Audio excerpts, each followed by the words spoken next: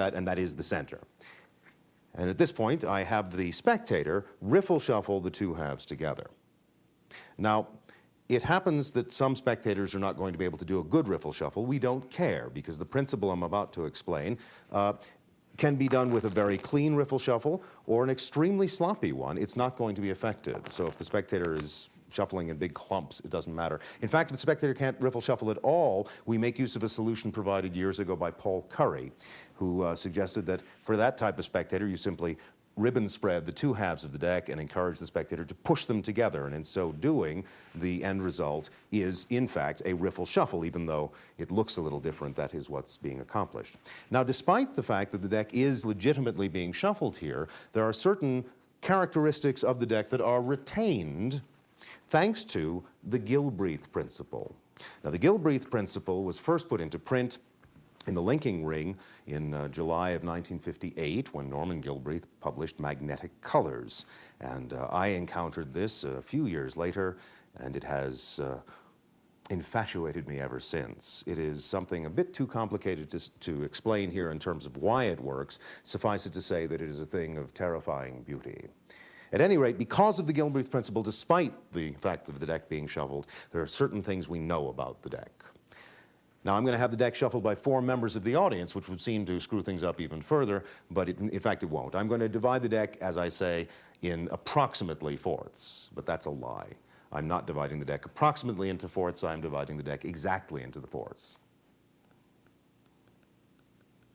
If you heard a little clicking noise, I was just thumb counting 13 cards, which is what I would give to the first person. If you're not comfortable with thumb counting, you can simply spread over in clusters is the easiest way to do it. I generally do that in groups of 3, 4 groups of 3, and then an extra card makes 13. And I do this by saying to the spectator, I'm going to give you approximately a quarter of the deck. So it looks like I'm just sort of estimating, but in fact I'm giving precisely 13 cards to that person. And I do the same thing over here.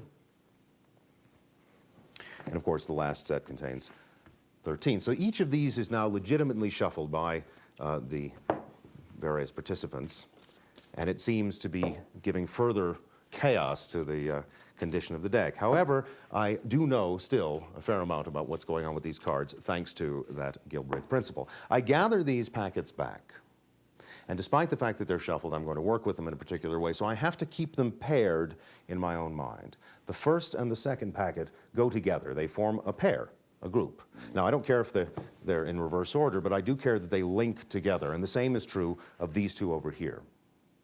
So I place them back on the table, and I tell the spectator, you're going to pick one of these piles, and you're going to take a card out of that pile while I'm not looking. Now, there are a number of ways that I can find out what pile the spectator has chosen with my back genuinely turned. I find it much easier to let him start picking up the pile before I turn away. So it's just a timing thing. I'm going to turn away, you're going to pick up one of the packets. Go ahead, pick up a packet. And as he reaches for the packet, I turn away, and I now know which packet he's taken. Take the packet, Eugene, you'll play spectator here, and shuffle the cards, and remove one. But don't show it to me, or for that matter, the camera, because we'll explain what's going on. He can reshuffle this packet and set it back. So hold on to the one card, just put it off to the side, and set that back wherever. Now I come to turn around again and see which packet is the one he took it from, and I'm now going to show him the packets one at a time after I explain that the purpose here is to try and find the mate card to the one he's put in his pocket. Now apparently I grab one of these packets at random, but in fact I pick up the packet that he has just used. And I do this for a reason, because I know one thing without any question about the condition of this packet. This packet contains only one ace, guaranteed, because of the Gilbreth principle. Despite the shuffling, this packet also contains only one deuce, and one 3, and one 4, and one 5. In other words, this packet, as with all the other packets, contains exactly one of each value. That is a guarantee mathematically. So therefore, whatever value is currently missing from this group is the value of the card in his pocket. Now, I won't know which of those 4 it's going to be, but I will know the value. So I'm going to learn a piece of important information about your card when I look at this group. But I begin by fanning the cards out without having to look at them myself, showing them over my shoulder, because I know without looking that he's thinking no. The spectator is going to be not seeing the mate to his card. And now I'm casually looking along as I'm explaining to the spectator how fair this situation is, and as I'm doing that, I'm scanning the values. So now I know that the missing value is 9, that card must be a 9. Don't show it yet, but that is a 9. I don't know which 9 it is. That could be the 9 of spades, hearts, clubs, or diamonds, but I know the card in the spectator's pocket is a 9. So I am a good deal of the way there. The next packet that I take, again, seems to be a random choice, but it isn't. It's the packet that mates with this first one.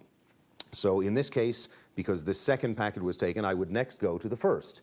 If he had taken the first, I would have now gone to the second. If he'd taken the third, I would have gone to the fourth. If he'd taken the fourth, I'd go to the third, because of the way they pair up. So I take this one, and again, this time I can show the cards without looking, because I do know that the 9 in this packet will be of the wrong color. It's a mathematical certainty. So without looking, I can show these cards and say, you're thinking no. And now, very quickly and casually, I can glance at that 9 as I'm putting the cards down and closing the fan.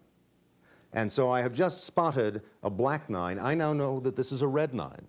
I don't know if it's the 9 of hearts or the 9 of diamonds, but I know that it's a red 9. I am one step further to knowing the identity of the card in your pocket. I now pick up either of these groups. It doesn't matter which, because I don't know which one contains the mate.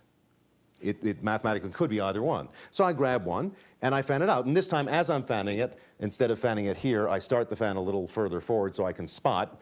And as it happens, I've picked up the 9 toward the top, so I can now immediately go over my shoulder. And since this happens to be another black 9, in this case, I would say, you're thinking no again, and the mate must be in this packet. If I had seen a red 9 here, I would have said, oh, you're thinking yes. At this point, the trick is over as far as the technical work. I know that this red 9 must match that. That must be the 9 of hearts.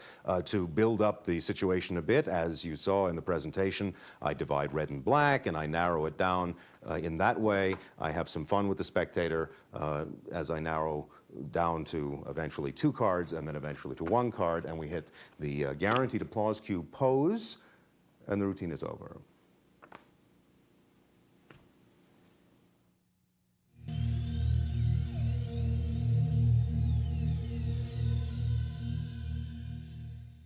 Okay, how about the book test? Yeah. Well, these are normal books, actually. The only book that's of any specific interest is this one, which is Lawrence Sanders' The Third Deadly Sin.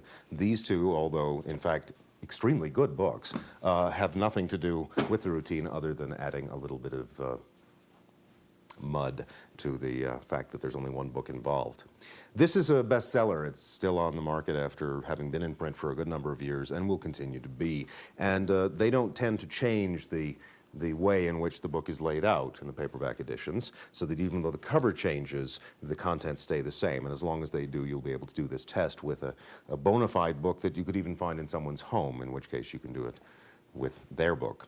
What's going on here is this. Back in the 1970s, I had a conversation with Charles Reynolds in which we were discussing applications to the Adeno principle other than its standard use of forcing a total of numbers that are added up. This goes back to some early slate gimmicks that eventually turned into a gimmicked pad created by a fellow named H.W. Brehout, apparently an English magician who published an idea of this sort in Abra around 1960 that was eventually marketed and became quite popular as add a number or add a no.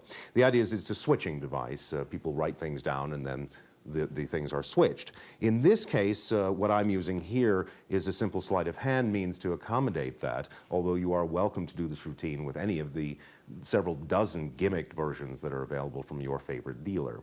In this case, I'm only using a stack of business cards, one of which has my force set on it, and I'll explain that in just a moment. And that one is face up with the force information written on it, second from the bottom of the stack. So when I begin, I take the stack of cards, I hand it to a spectator, and I ask him or her to write a number toward the top, any number from 1 to 400. I continue with 4 more spectators, and this is in fact what they wrote onto the cards during the demonstration we did earlier. I took this back from the 5th person, and as I was talking about how fair things were. I got a break above the bottom two cards.